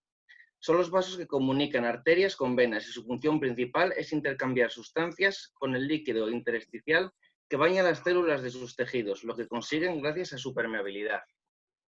Para terminar los componentes del sistema cardiovascular, luego con la sangre, que se extiende por todas las zonas del cuerpo, excepto cartílagos y córnea. La oxigenación de la misma varía su color, desde el rojo brillante de las arterias hasta el color púrpura de la sangre venosa. Un adulto varón posee entre 5 y 6 litros y las mujeres algo menos. Su composición consta de una fracción líquida, el plasma, que consta de un 90% de agua y otro 10% materiales disueltos, como gases respiratorios, sustancias reguladoras, sustancias defensivas, sustancias de desecho y alimentos. Por otro lado, encontramos la función celular, compuesta de glóbulos rojos, blancos y plaquetas. Los glóbulos rojos se encuentran en una cantidad de 4,5 millones o 5,5 millones por metro cúbico. A ello se debe el color rojo de la sangre, puesto que su interior contiene hemoglobina, cuya función es transportar el oxígeno. Su vida media es de 100 a 120 días y se origina en la médula roja de los huesos y puede variar con la edad, hormonas como la eritropoyetina, la altitud, el sexo o el ejercicio. Los glóbulos blancos se encuentran en una cantidad menor, entre 5.000 a 10.000 por metro cúbico. Se distinguen 5 tipos: monocitos, basófilos, eosinófilos, linfocitos y neutrófilos. Su función es la defensa del cuerpo, ya que son agentes antiinfecciosos, anticancerosos y detoxificantes. Su vida media es de 5 días. Las plaquetas son fragmentos de célula que se originan en la médula ósea, que han sido desarrolladas para asistir en el proceso de coagulación. Se encuentran unas 150.000 a 350.000 y su vida media es de 8 a 12 días. Para cerrar el sistema cardiovascular, haré referencia a algunos aspectos teóricos en relación al mismo. El gasto cardíaco es el volumen total de sangre expulsado por el corazón en un minuto. En reposo se sitúa en 5 litros. pero durante el ejercicio puede rondar de 25 a 35 litros. Se calcula de la siguiente forma: volumen sistólico por la frecuencia cardíaca, que respectivamente son los litros expulsados por el corazón y la cantidad de latidos por minuto. La presión sanguínea es la fuerza que la sangre ejerce contra los vasos sanguíneos. Distinguimos entre sistólica y diastólica, cuyos valores normales se sitúan en torno a los 120 y 80 respectivamente. Y para terminar, recapitulamos con dos conceptos citados anteriormente. La circulación pulmonar, originada del ventrículo derecho, continúa por la arteria pulmonar, que se va ramificando hacia cada uno de los pulmones, donde llega a los capilares alveolares y se oxigena, donde retorna el corazón a la aurícula izquierda por las dos venas pulmonares. La circulación periférica se origina en el ventrículo izquierdo, donde es impulsada hacia la aorta, que se va ramificando hacia los distintos órganos. En ellos se produce el intercambio de gases en el interior de los capilares de sus tejidos. Tras recoger el CO2 y demás residuos, vuelven a la aurícula derecha a través de la vena cava izquierda y derecha. Y así pasamos al sistema respiratorio, que es un conjunto de estructuras y órganos que facilitan el intercambio gaseoso de oxígeno y dióxido de carbono en el medio externo y en la sangre.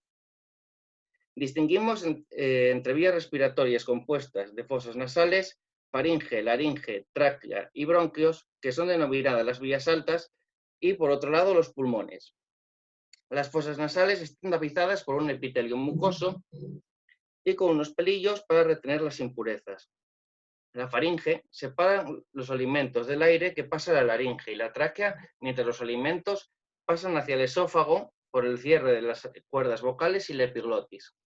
La tráquea es un conducto compuesto de 20 anillos cartilaginosos que se bifurcan dos bronquios, cada uno hacia un pulmón, y estos se van ramificando en bronquiolos, cuyas funciones son dirigir el aire hacia la zona de intercambio y producir moco para atrapar las partículas nocivas.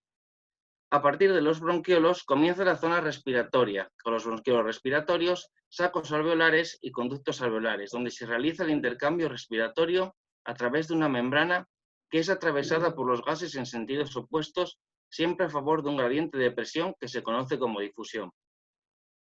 Los pulmones se encuentran entre el esternón, las costillas, la columna y el diafragma. Están cubiertos por la pleura visceral y el interior de la cavidad pleural, y está revestido por una membrana similar llamada pleura parietal. Su función primordial es asegurar el intercambio gaseoso correcto. Existe un centro respiratorio en el bulbo raquídeo que controla los músculos respiratorios en base a las necesidades del organismo. La ventilación por minuto varía entre 6 y 10 litros en reposo, mientras que en ejercicio puede llegar hasta los 200 litros por minuto. En cuanto a las fases respiratorias, en la inspiración, los músculos intercostales se contraen junto a los supracostales y el serrato, abriendo las costillas hacia afuera. Además, el diafragma se contrae y se aplana, aumentando todo ello el volumen de la caja torácica y los pulmones, consiguiendo que la presión de aire en su interior se reduzca, haciendo que pase el aire atmosférico a mayor presión.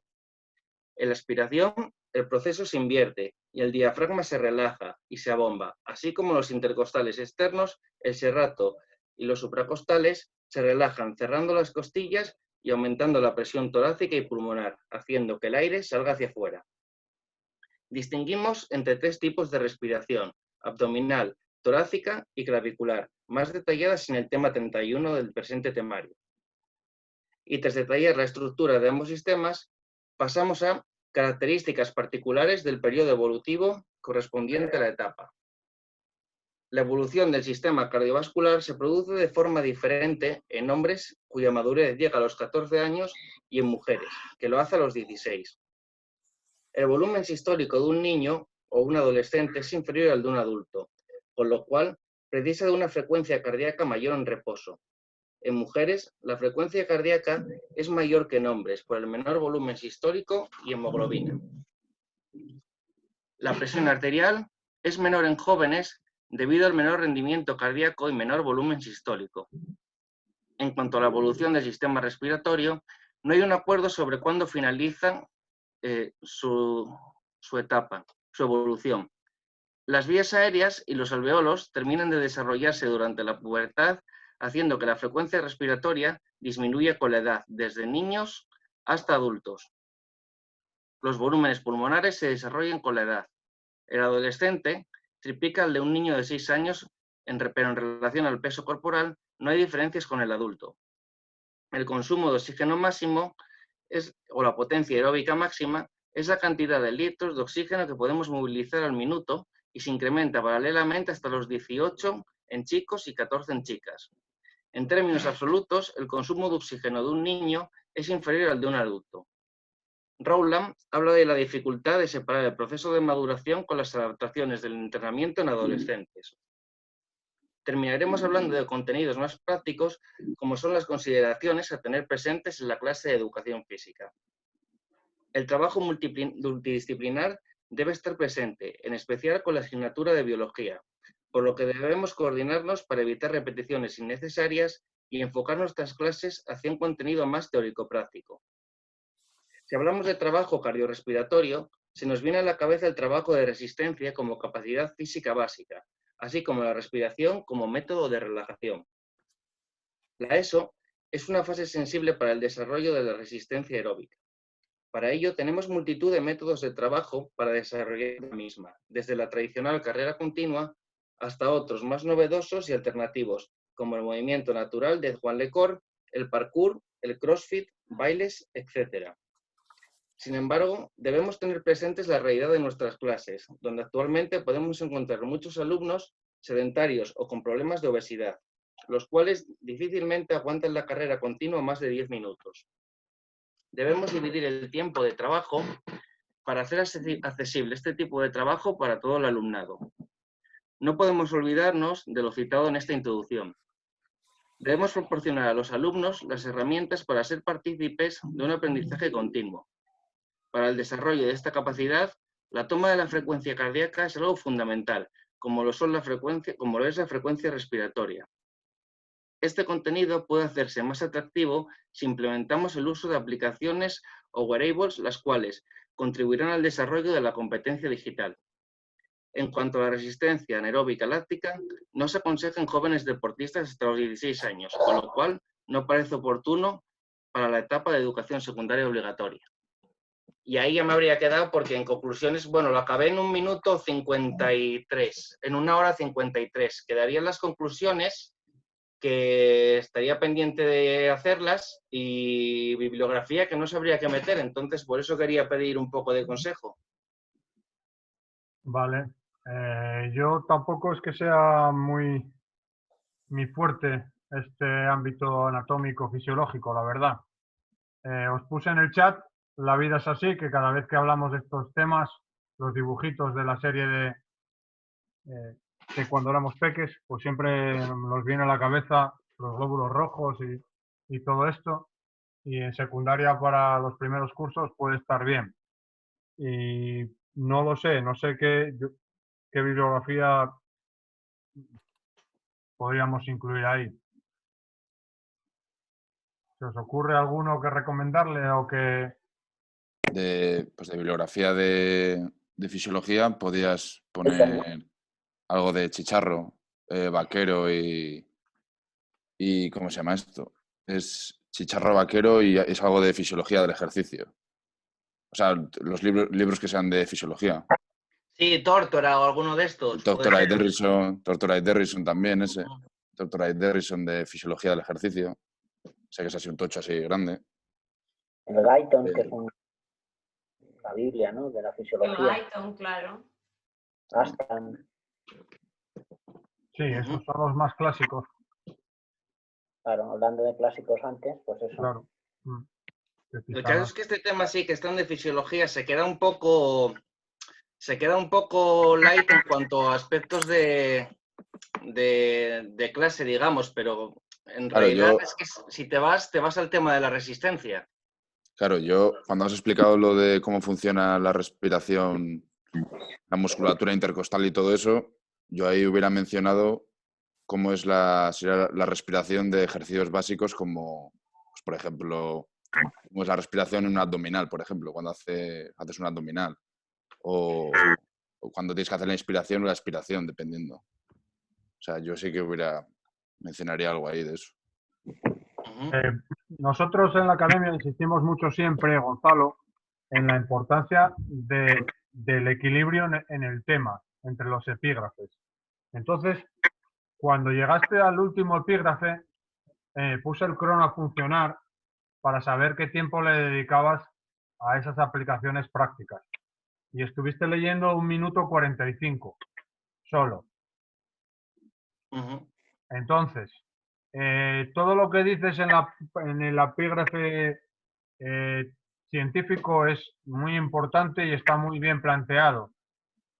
Pero a mí me da la sensación que te queda corto el apartado de la aplicación práctica.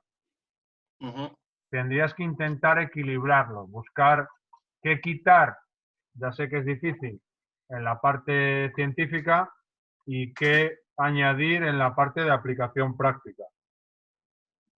Y en ese sentido, yo creo que no te tienes que ir solo a la resistencia, porque la respiración es importante también para el yoga, para el pilates,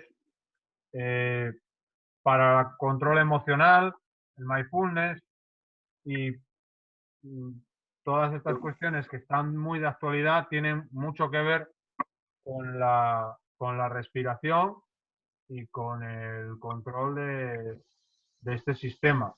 Entonces, claro, lo que yo pensaba es que tocan un tema solo, o sea, tocan la parte de respiratoria, pero cardiovascular como que todas estas cosas la tocan muy de refilón. Y no sé, para mí que habría que enfocarlo un poco todo en conjunto y es que te quedas solo en la resistencia, nada más. Sí, pero quiero decirte que al final, siempre que trabajamos el cuerpo humano no está parcelado. Siempre que trabajas un apartado, tiene beneficios en los demás. Y puede ser que el trabajo de resistencia combine efectivamente el sistema cardiorrespiratorio al unísono y pueda ser lo más destacado, pero yo creo que no tiene por qué ser lo único. Por eso creo que podrías meter alguna cosa más. Sí, yo lo que tenía pensado es quizás reducir aspectos mucho de la parte de fisiología que, bueno, son no irrelevantes, pero que son de los menos importantes, digamos, como detallar tanto las estructuras y quizás meter alguna parte del tema de resistencia, formas de trabajo, desarrollar un poco más los métodos, no sé cómo lo veis. Sí, interesante. A mí me gustó mucho tu justificación porque además creo en ella, utilizando la taxonomía de Bloom para justificar que hay que conocer para luego aplicar, analizar, criticar, pero primero hay que conocer. El problema es que el tema entiendo que te pide las dos cosas. Te pide que demuestres conocimientos, pero también te pide en ese último epígrafe que muestres aplicación práctica. Y en este caso te quedó cojo. Te quedó muy bien una parte y más coja la otra.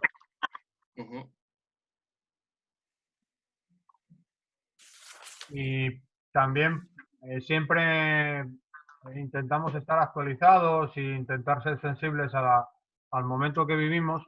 Y yo cuando te escuchaba, creo que se podía hablar del coronavirus. Tampoco hacer una tesis doctoral, pero ¿por qué no hacer un párrafo, conclusión, introducción, de cómo un virus que afecta principalmente al sistema respiratorio, pero también, evidentemente, produce problemas cardíacos, pues está llevándonos a la situación en la que estamos. Esto daría pie a valorar, espero, mucho más la salud y que espero también sirva para valorar mucho más el concepto de salud dinámica en la que para estar sanos necesitamos movernos y necesitamos estar activos. Sí, quizá más para la intro, ¿no? Bueno, eso ya a gusto del consumidor. Yo no sé si lo haría en la introducción o la conclusión, sí te comento que la introducción, en tu caso, no lo metería porque es bastante larga. Ya. Así que tendría cuidado. No digo que no sea interesante, pero sí es bastante larga. Y sobre todo es muy larga y es un error grave si te queda el último epígrafe, insisto, tan corto. Si al final los epígrafes están equilibrados, pues puedes alargarte al principio con cosas pertinentes.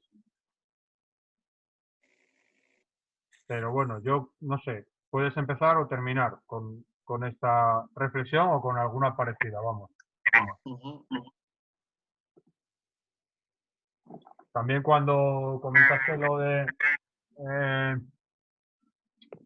la influencia en la resistencia, también puedes hablar de este artículo que yo os pasé de Fat Bad Fit, que señala que no solo es la obesidad el problema, que se ha comprobado cómo personas con sobrepeso y con un nivel de condición física alto tienen menor riesgo cardiovascular que personas delgadas con bajo nivel de condición física. Así que nosotros en el instituto tenemos un artículo que dice algo así como no es la hamburguesa, es la falta de actividad física, que lleva por ahí circulando muchos años, es bastante antiguo y ahora han salido nuevas publicaciones científicas que vamos, reafirman esta idea, que no todo el mundo tiene. Quizás se haya dado mucha importancia a la cuestión del sobrepeso, que la tiene, pero no se haya dado tanto importancia a la falta de nivel de condición física. También lo utilizaría en la introducción o en la conclusión.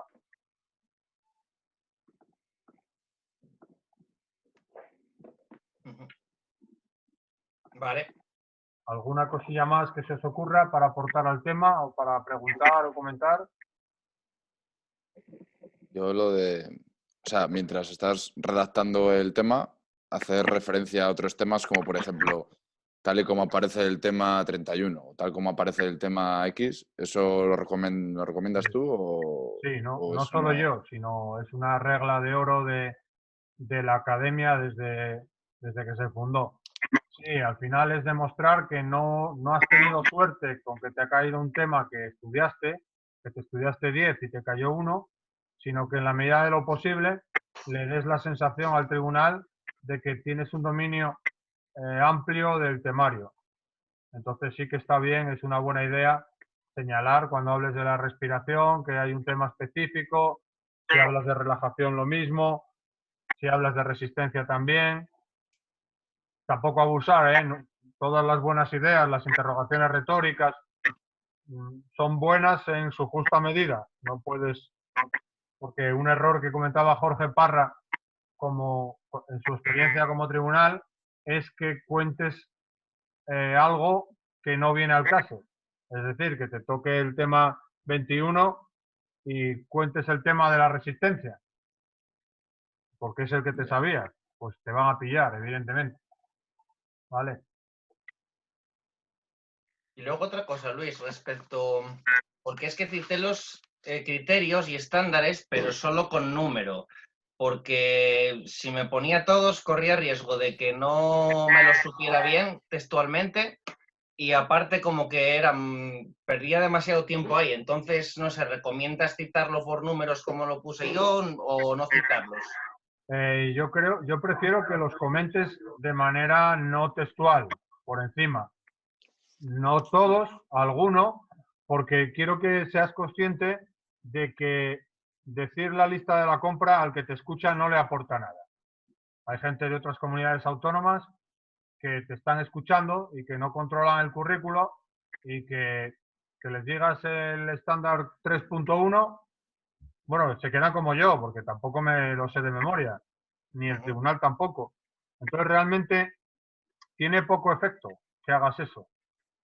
Es mejor que digas, pues el criterio que habla de desarrollar los niveles de condición física en base al nivel de partida, que no es exactamente igual que lo dice el currículo, pues nadie te puede exigir que te lo aprendas de memoria, pero por lo menos saber de qué va. Y es mejor que hagas eso con un elemento o dos curricular, con un criterio 2, con un estándar, o en el caso de Asturias con un indicador, a que pongas 5 con número y que no nos enteremos de nada. Vale.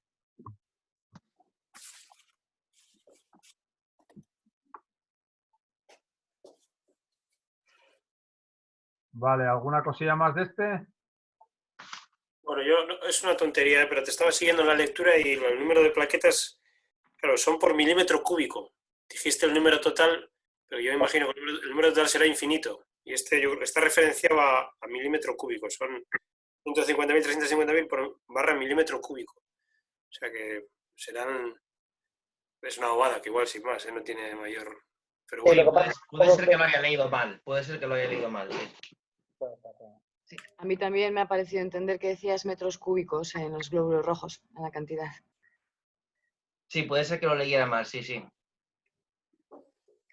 Y también me ha parecido una introducción demasiado genérica. He estado un rato escuchando y he tardado en saber de qué tema estabas hablando, pero a lo mejor es porque he atendido poco.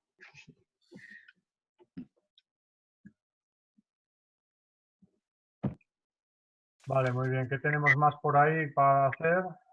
¿Algo que leer? ¿Trabajar?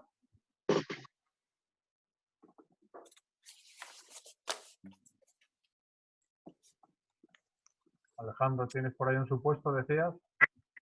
Sí, pero es que lo estaba leyendo y es que me pasa lo de siempre. O sea, no... O sea, lo puedo leer el jueves, lo paso a limpio. ¿Verdad? Es que mi letra es un caos. O sea, no... Prefiero, o sea, no sé, pasarlo a limpio. Está un poco desastroso. Tienes que acostumbrarte a poder leer lo que escribes. Ya, pero es que son muchas ideas y empieza a decir... uf, Castilla y León lees tú, ¿no? sí, no, pues no, pues ni me acuerdo ya. O sea, es que ni lo he mirado. O sea, no me Pues acuerdo ya. yo no, tampoco lo tengo claro en este momento, tengo dudas. Pero creo que sí, En las últimas sí. creo recordar que sí. En cualquier caso, y leer todavía, suerte, porque mejor que él no va a controlar su letra, o sea que Ya. yo creo que, porque ya si a ti te cuesta, pues a un tercero imagino que todavía más. Sí, si te leen en el tribunal el examen, hay que tener ahí mucha exigencia de caligrafía y escribir con calma y que quede todo muy claro, porque yo no me quiero poner en la tesitura del que tiene que leer los exámenes. Como tribunal nunca me ha tocado la tesitura porque siempre preparo opositores, pero preparándoos a vosotros yo prefiero escucharos que leeros, evidentemente. Siempre que me mandáis cosas, os pido que me las mandéis en audio. Y eso que las que me las mandáis en ordenador. Leer las cosas de la gente escritas tiene que ser muy aburrido, la verdad. Y se exige mucha capacidad de concentración, perdón, para poder seguir una lectura fluida durante muchos exámenes. Así que yo prefiero leer que lo lea el tribunal. Ya sé que no elegimos y la convocatoria es la que es. En Madrid lo lee el tribunal, ¿eh? Sí, sí, claro. Así que, pues nada, hay que adaptarse a las exigencias.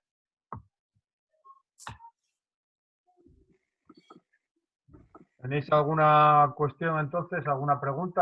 ¿Algo que trabajar por ahí en este rato?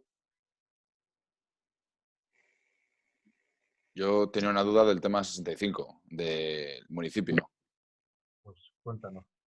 No, simplemente cuando estaba leyendo el tema, dice, distinguimos dos modelos básicos de gestión, la gestión directa y la gestión indirecta. Dentro de la gestión directa dice, bien puede ser por la propia corporación, bien puede ser por una sociedad privada municipal o bien puede ser por medio de una fundación pública de servicios. O sea, cuando dice bien por la propia corporación, ¿a qué se refiere con la propia corporación? Es lo que no... Pues que el ayuntamiento gestione las instalaciones de manera directa, con el concejal de deportes y sin una fundación de por medio. Ah, vale, vale. O sea, sí. Tanto esa, que es poco frecuente, como la de la fundación, cada vez se dan menos. Lo más habitual hoy en día es que la gestión sea indirecta, mediante una empresa privada que evite que si no hay demanda de una actividad, pues cancelen la actividad y cesen el contrato de la empresa y listo. Si es una gestión directa y es más, si hay contratados monitores o profesores para las actividades, aquí en Asturias hay un concejo en el centro que se llama Quiero, que sacó convocatoria de monitores deportivos para las gimnasias de mantenimiento, tercera edad y todo eso. Y bueno, evidentemente tiene ventajas para los trabajadores, pero quizá para la gestión del ayuntamiento tenga inconvenientes. Todo depende, como siempre, desde dónde se mire. El que está como jefe del área de deportes estuvo en Nortesport como fundador también de la academia y ahora ya no está. Y comentaba en su día que, bueno, que es una aspiración profesional que todas estas plazas tengan cierta estabilidad, que es verdad que al subcontratar los servicios, el dinero que gana el trabajador del ámbito deportivo, pues se ve reducido mucho, pero desde el punto de vista de la gestión municipal se complica mucho. Y luego en ayuntamientos, cuanto más grande sea el ayuntamiento, más complicado es. Por eso ayuntamientos grandes solían tener patronatos o fundaciones. Aquí en Asturias el de Gijón era bastante destacado y en Oviedo no recuerdo si tenía fundación o patronato o cómo se gestionaba. Pero bueno, no me quiero ni imaginar el caso de Madrid o Barcelona o una ciudad así que tuviese que gestionar de manera directa todas las actividades. Vale, vale. No, era lo de la corporación lo que me despistaba, por la propia corporación. Vale, vale, era solo eso.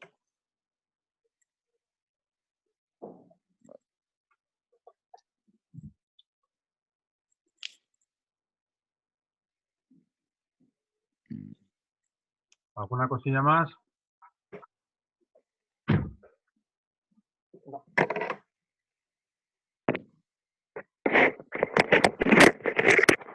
Bueno, os dejo. Bueno, pues entonces nos vemos el jueves. Vale. Vale. Venga, a ver si no decae el ánimo y seguimos un poco con las ganas y la motivación. Y ya sé que es difícil en estas situaciones, pero no sé si oísteis, bueno, os pasé por WhatsApp las declaraciones de algunos responsables que dicen que se van a mantener. Hoy salió la convocatoria de Madrid, Javier, ¿verdad? Que es un poco... Sí, es una sorpresa. Sí, me ha sorprendido que haya salido. Y luego, sí, alguien ha mandado un audio, ¿no? Diciendo que, bueno, que es posible que se mantengan las fechas y si no, pues irá para 2021. Así que, pues lo que toque, no depende de nosotros. Sí, o sea no, que... evidentemente, pero quiero decir que ya que podían en esta tesitura, ya que no la habían convocado Andalucía y Madrid, quedaban por convocar, podían pues esperar o cancelar directamente la convocatoria, pero que salga hoy precisamente en el estado de alarma y que aún así saquen la convocatoria, con lo cual las plazas están ahí, pues se puede hacer en junio, en septiembre o retrasarlo no sé cuánto, pero vamos, que parece ser que va para adelante las convocatorias y la intención es que en junio sí que haya oposiciones en todos los sitios. Ya están convocadas y bueno, yo espero que la cosa mejore y que... Los plazos y eso lo avisan, ¿no? Los plazos y eso lo avisan, ¿no? O sea, los plazos sí, los plazos una vez que que se vuelva a la normalidad, pues darán los 15 o 20 días prescriptivos para apuntarse. ¿En Castilla y León no había salido ya? Sí, creo que sí, ¿no? Sí. Y no se había terminado, ¿no? No, Creo que no. No era hasta el 30 de marzo. Es y que en Cantabria tampoco. en ¿Verdad, Tatiana? en las comunidades en las que por lo visto pilló esto, en la situación de alarma, en cuanto finalice la situación de alarma, los días que faltaban, a partir del día en que se levante, empiezan a contar. Eso es. Ahí sí que los que no lo hayan echado sí que tienen que estar atentos. Sí, eso es, sí. En el comercio hablaban de eso. No sé si lo sacan de la noticia que nos pasaste tú hoy, pero hablaban eso, de que se mantienen las fechas a priori para el 20 de junio o que las hacían el año que viene todas juntas, pero no sé. Solo todas juntas lo veo un poco difícil. Ahí tendrán que ponerse de acuerdo todas las comunidades.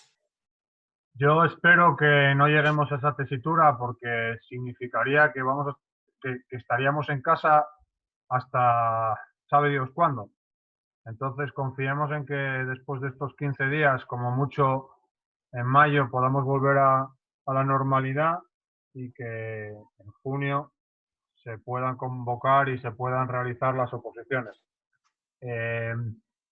Yo nada, solo deciros eso, que ya sé que es difícil, soy consciente de que es muy complicado adaptarse y concentrarse, pero cuanto más difícil sean las cosas, mejor para los que mejor preparados vayáis.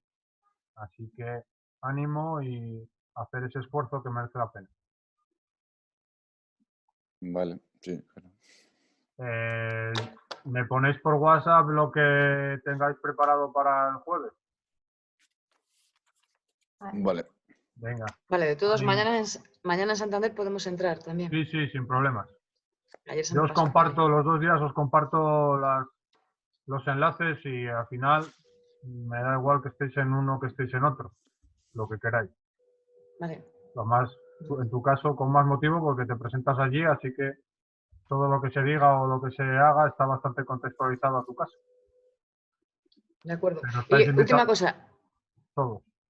¿recomiendas los temas de fisiología? Si salen temas de fisiología, por ejemplo, el 1 o 2, los filosóficos, pedagógicos, los recomiendas. Pero los No, de yo fisiología, recomiendo que os hagáis fuerte en vuestros gustos y en lo que dominéis. Yo no lo recomiendo para mí porque no me gustan y no domino mucho, no me siento muy seguro en ese ámbito y no son muy pedagógicos o es difícil encontrarse ese matiz. A mí no me gustan mucho, pero no quiere decir que a ti no se te den bien y no los aproveches. sí, En el pero 2006, normalmente... Sí. en el 2006 estaba de presidente del tribunal un médico, en el mío, y cuando salieron los temas, salió el 17, creo recordar, y el 52 de la salud, pues no se le ocurrió otra cosa que decir, tened en cuenta que soy médico a la hora de elegir la bola. Y bueno, a mí me dio igual porque sabía que iba a hacer el de la salud, porque el tema de fisiología, el sistema general de adaptación y todas estas cosas, a ver, lo había mirado y podría haberme defendido, pero creí mejor opción el tema de la salud. Curiosamente, este año creo que vuelve a ser miembro del tribunal, porque por la letra creo que le toca otra vez. Así que no sé qué temas saldrán y con 5 bolas, evidentemente hay muchas más opciones de elegir que con 2. Y ahí en esas, Jorge Parra nos comentaba un poco cuáles pueden ser los criterios para elegir. Aquellos que sean menos polémicos, aquellos que sean menos susceptibles de interpretación, aquellos que vaya a elegir menos gente, por eso el tema 3 es mi caballo de Troya que siempre os recomiendo y siempre creo que es importantísimo estudiar. Y luego los que te sientas más cómodo y más seguro a la hora de defender. ¿Pero estos temas suelen ser los habituales que la gente elige? ¿O? Hay mucha gente en nuestro ámbito profesional que le gusta mucho la fisiología, la teoría de entrenamiento, mucho más, curiosamente, que la pedagogía. Yo me siento muchas veces un bicho raro, porque a mí siempre me gustó enseñar y siempre me gustó la pedagogía. De hecho, la hice a distancia, la carrera. Pero a mí me vino bien, porque al final la gente se tira a otras cosas y me diferenció en su momento. Pero bueno, por ejemplo, Alberto, que controla de fútbol, seguramente se encuentre muy cómodo en estos temas. Y Gonzalo también demuestra que sabe mucho de anatomía y de fisiología.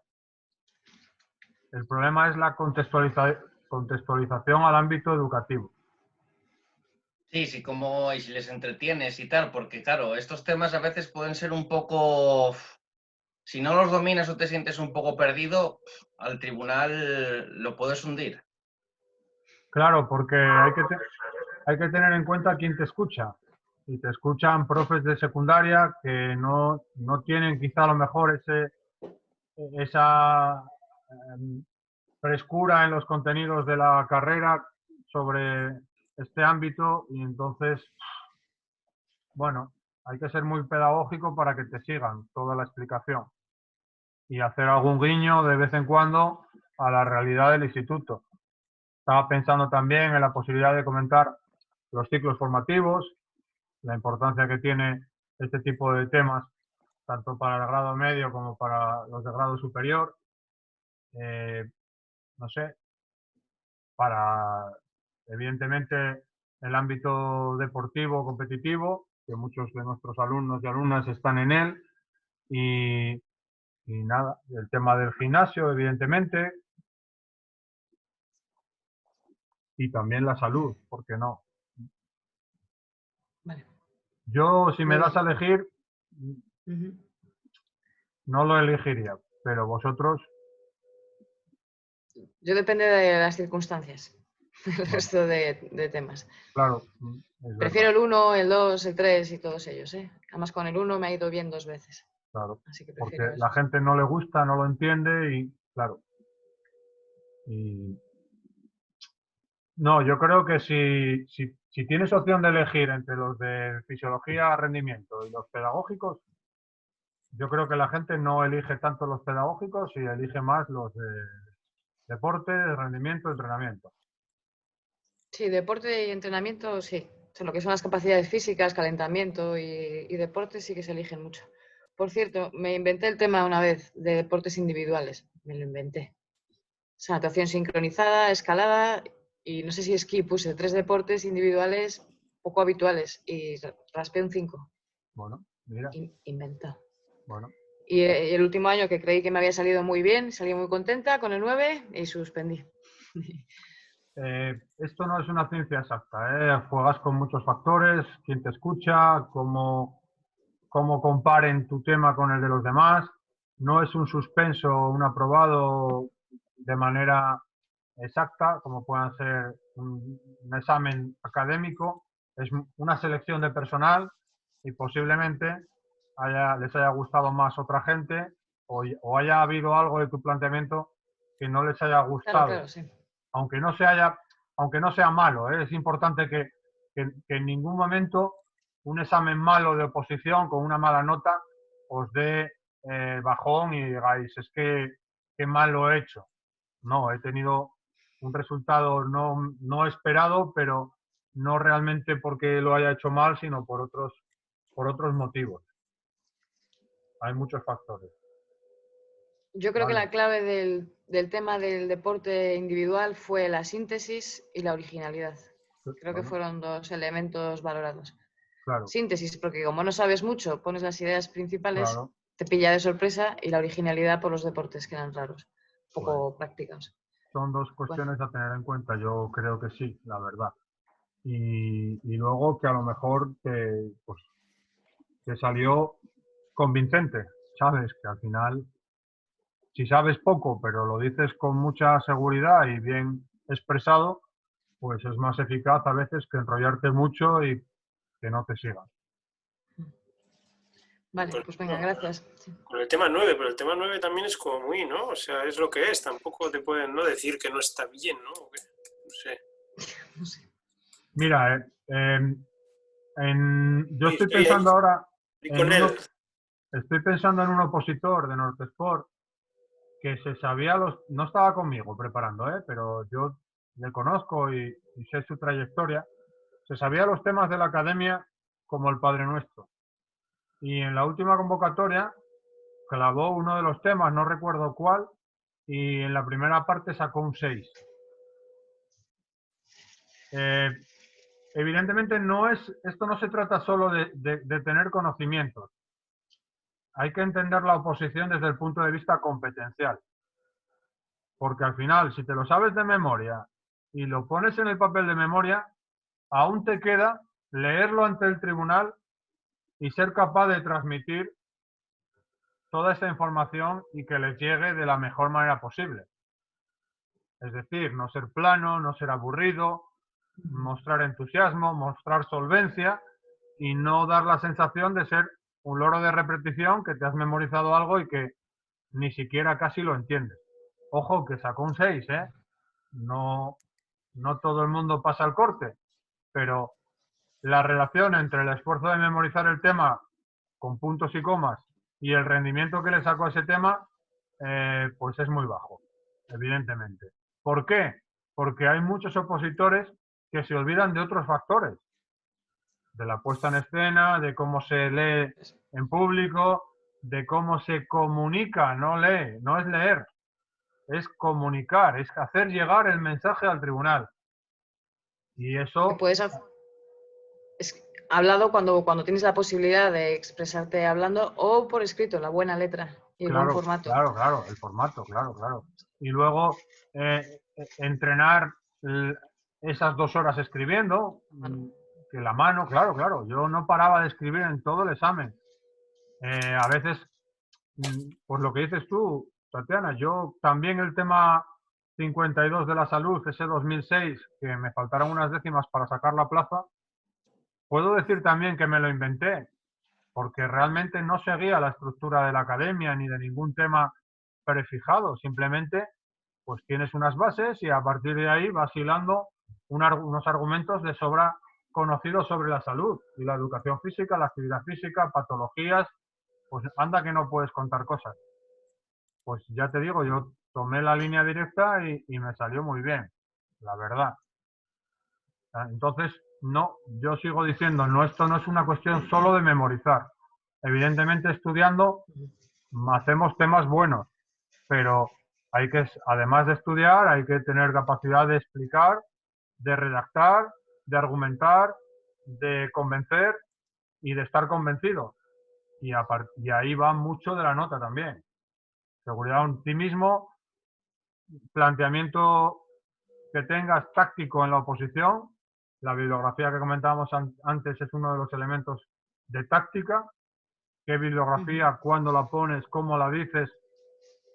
A mí me salió muy bien y hay gente que no cree en ello, pues cada uno que siga sus armas, que busque las armas que le pueden hacer fuerte, sin más. Y como dice... Formato de bibliografía... Sí, perdón.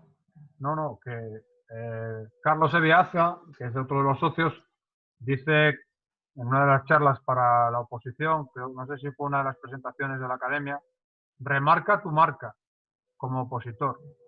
Hay que buscar algo, una que te identifique. Y para mí la bibliografía era una de esas marcas de la casa, sin lugar a dudas. Decías, ¿cómo? Presentar la bibliografía según vuestros temas. Copiamos ese modelo. No, Primero yo no... ponéis... Puede ser. Yo no seguía los temas de la academia, la verdad. Y además mi bibliografía era bastante heterogénea, diversa, no solo centrada en los temas. Y de hecho, no sé si llegaste a escuchar hoy a Patricia, pero comentó, dijo, para preparar la oposición he utilizado estas referencias, entre otras, estas referencias bibliográficas. Que hablando ella y yo en varias tutorías y pensando sobre eso, yo llegué a la conclusión de que no, el tema no pongo referencias, no es una obra de investigación, no es una tesis, ni pongo bibliografía. Yo creo que lo que le transmito al tribunal es que para preparar la oposición he utilizado una serie de referencias de autores de prestigio, entre ellos, y ahí soltaría los que me apeteciese. Cuantos más, mejor. Evidentemente, eso no quita para que tenga que haber alguno relacionado con el tema, claro. Sería lo lógico. Pero no todos. Y no todos tienen que estar luego en el desarrollo del tema. Porque es que a mí en el desarrollo del tema me salían otros distintos, más. Lo cual para mí era genial. Una vez que me relajaba y ponía el apartado de referencias, pues luego lo que me salía, bienvenido sea. Vale. Pero cuando haces esas referencias bibliográficas, escribes primero el apellido, la letra mayúscula. Pues, ¿qué formato es el que se usa? No, porque esas normas de publicación, las normas APA de la Asociación de Psicología Americana, entre otros, bueno, las que sean, insisto, para mí son para publicaciones o científicas, tesis doctorales, documentos universitarios como trabajos fin de grado, todas estas cosas. Pero de cara a leerlo hacia el tribunal, para mí no es fluido. Entonces yo decía a José María Cajigal, las horas completas, sí que me aprendía las editoriales y el año y lo decía, pero sé que no es fácil meter todas las editoriales y todos los años, pero bueno, yo lo intentaba. Pero no me ceñía, y algunos, pues López Pastor, o quiero decir que como me resultase más cómodo. ¿Y los títulos de las obras, entre comillas, o no? Títulos de obras, entre comillas. Yo no me preocuparía Que por la referencia. formato. O sea, no seguiría las normas de referenciado aplicables a documentos científicos. Es una oposición, no es una obra de investigación, no es un trabajo de investigación. Por tanto, como te resulte más cómodo. Vale. Muy bien. ¿Alguna cosa más que os ocurre? Nos vemos el jueves. Si quieres mañana, Tati, pues sin problema. Vale, a ver si me animo. Venga, yo comparto el enlace y el que se quiera apuntar, Alberto también está con nosotros en Santander. Te iba a preguntar, pero bueno, te iba a preguntar si igual resulta más cómodo aquí, en este grupo ya, quedarse aquí, el otro, tal, uno u otro. Donde mejor os venga, el día que podáis, que queráis, cuando queráis, para mí es indiferente. Alejandro, te colaste ayer un ratillo, ¿verdad? Y luego no te quedaste. Sí, un rato. Vale. Pues lo que veáis. No me importa, sinceramente os lo digo. Para mí, sois alumnos de la academia, todos, opositores, y en el momento que os pueda ayudar y os apetezca trabajar y aportar y escuchar, para mí, siempre lo hice, no es una cuestión nueva. Yo siempre, es verdad que cuando es físico, pues es más difícil que podáis ir a Santander, sobre todo Alejandro que está en Liverpool, es muy difícil que pueda ir los viernes a Santander, pero sí, eso sí. Si pudieseis, pues la academia está abierta para todos y sois todos opositores de la academia y cuando queráis. Vale. Yo lo hago por defecto. Todos los días comparto de lunes a jueves, que es lo que estamos haciendo ahora, 2 días cada grupo, pues comparto el enlace y el que se quiera y pueda unirse, pues adelante. Vale.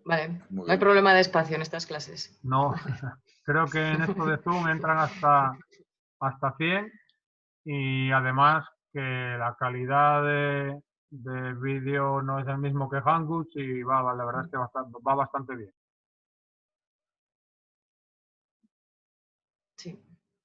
Vale, pues Venga. hasta la próxima. Vale, chao. Hasta Hasta luego. luego. Adiós. Chao. Adiós.